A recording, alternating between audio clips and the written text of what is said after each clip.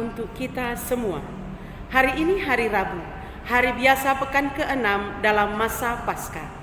Renungan inspirasi sabda keluarga diambil dari Injil Yohanes bab 16 ayat 12 sampai dengan 15.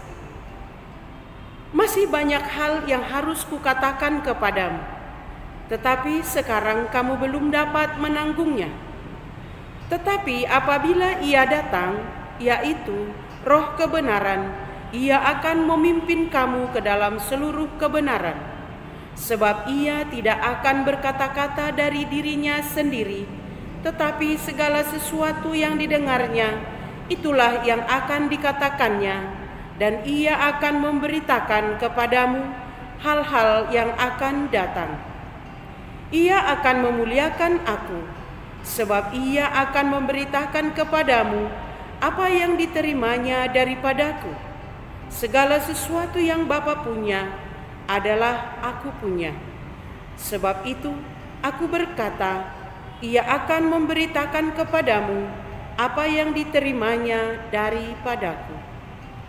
Demikianlah Injil Tuhan. Terpujilah Kristus. Saudara-saudara yang terkasih, tema renungan kita pada hari ini, Roh kebenaran memimpin kita pada kebenaran. Penginjil Yohanes mengantar kita untuk memahami Tuhan Allah yang adalah Bapa, Putra, dan Roh Kudus, atau kita sebut atau kita panggil dengan Allah Tritunggal Maha Kudus.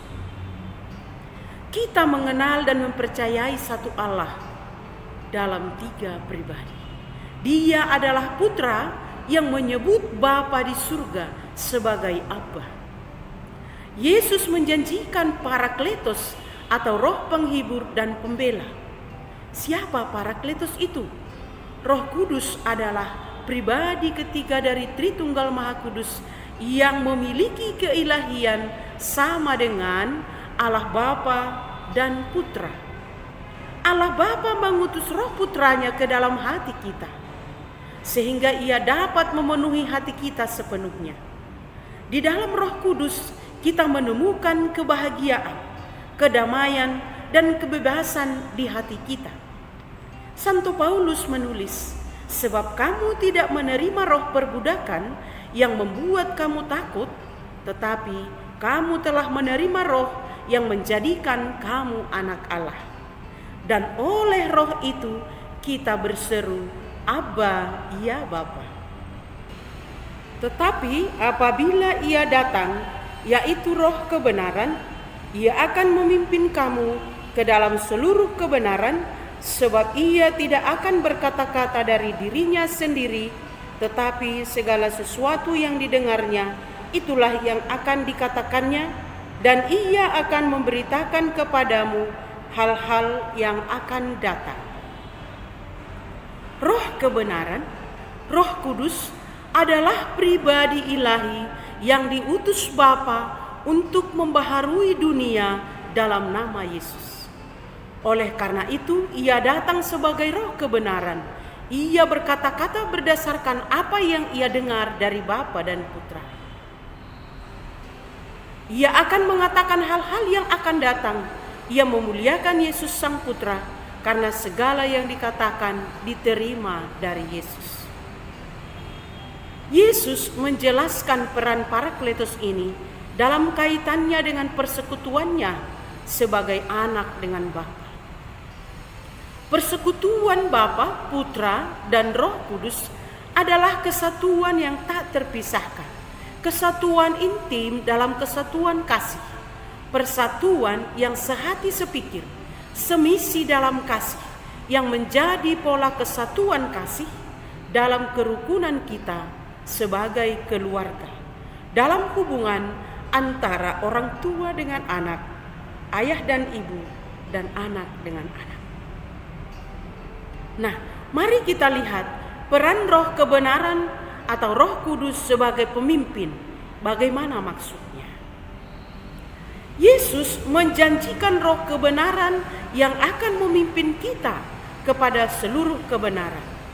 Kata memimpin di sini menunjuk peran Roh Kudus atau Roh kebenaran dalam kehidupan kita, yakni memimpin berarti menuntun, mengarahkan, mengajari, menjaga, dan menghibur supaya kita semua ada dalam koridor kasih atau kebenaran itu sendiri.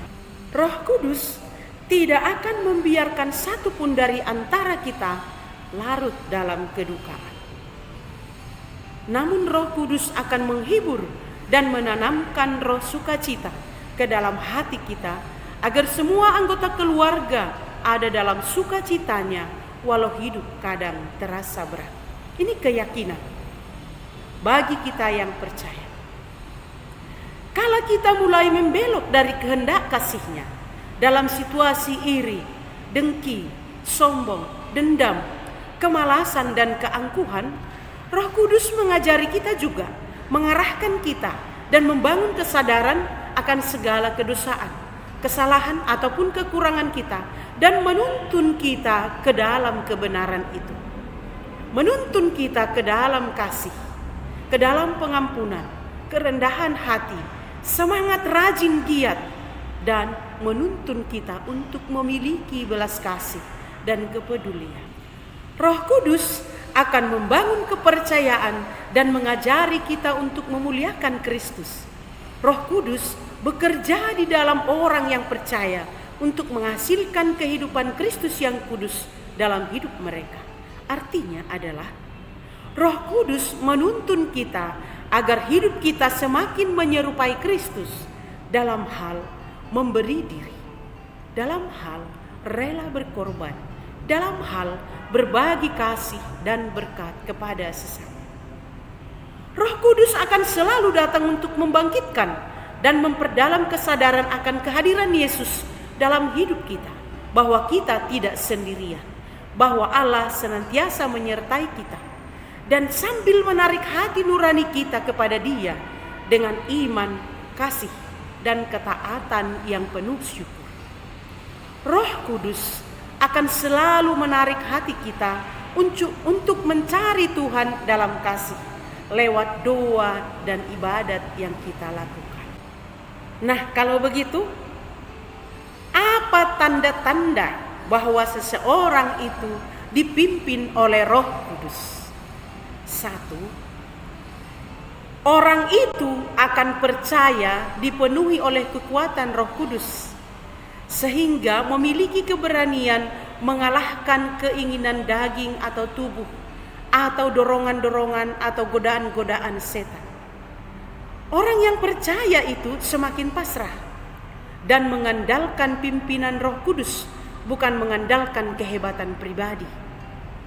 Dia mengandalkan Allah Bapa dan kekuatannya sebagai anak Allah.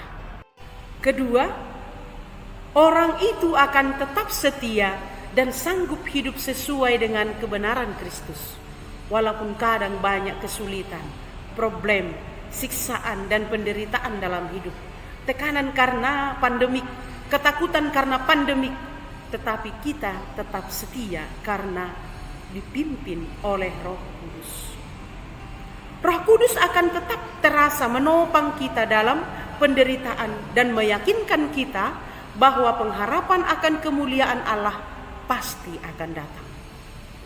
Jadi, tak usah mengeluh, jalanilah kehidupan.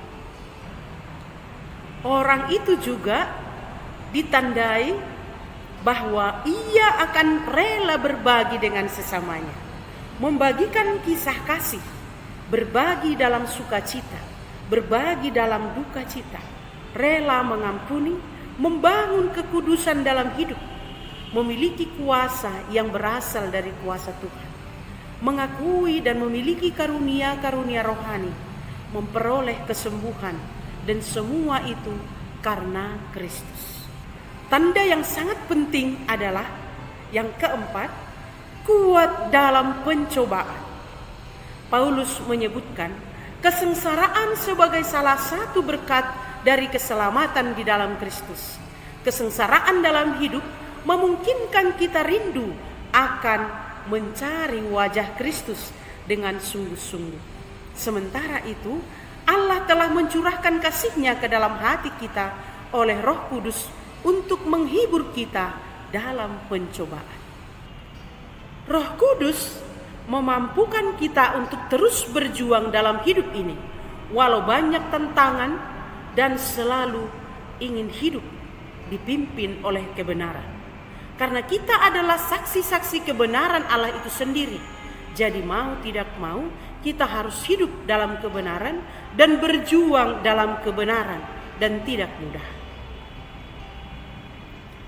Kesimpulannya adalah, siapapun yang hidup dipimpin oleh roh kebenaran itu, dia akan hidup dalam kebenaran. Dan dia akan mampu memuliakan Allah. Menyadari bahwa kesatuan dengan Allah Tritunggal Maha Kudus memampukan kita untuk bersyukur atas segala yang kupunya berasal dari kepunyaan Bapa, yang dicurahkan bagiku secara cuma-cuma dari kasih Allah Tritunggal.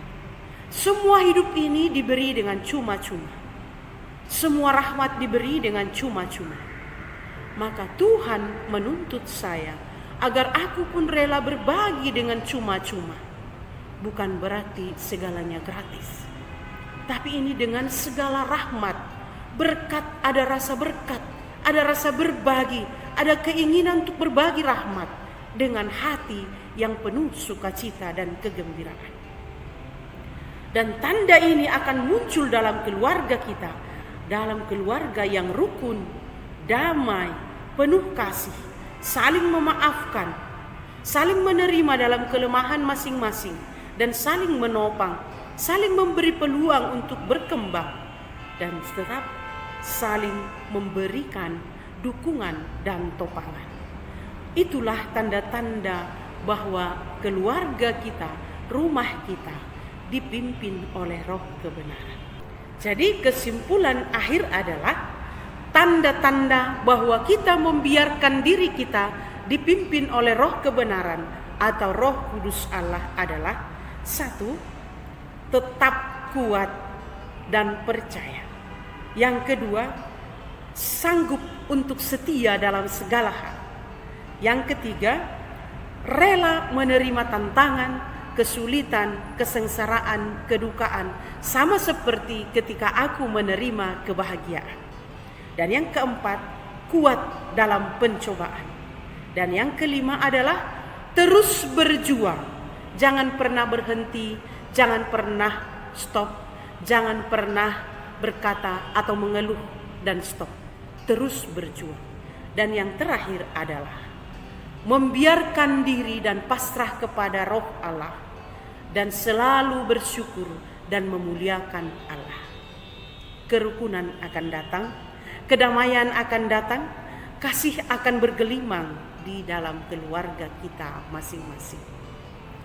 Hal ini tidak mudah, butuh pengorbanan, butuh kerelaan untuk berkorban, dan kesetiaan satu sama lain. Maka mari kita bangun kehidupan kita kembali, membiarkan diri, membiarkan keluarga kita dipimpin oleh Roh Kudus, dan menunjukkan bahwa tanda-tanda ada di dalam kita, tanda bahwa Roh Kudus memimpin hidup kita. Salam sejahtera, salam kasih, salam sehat. Tuhan memberkati.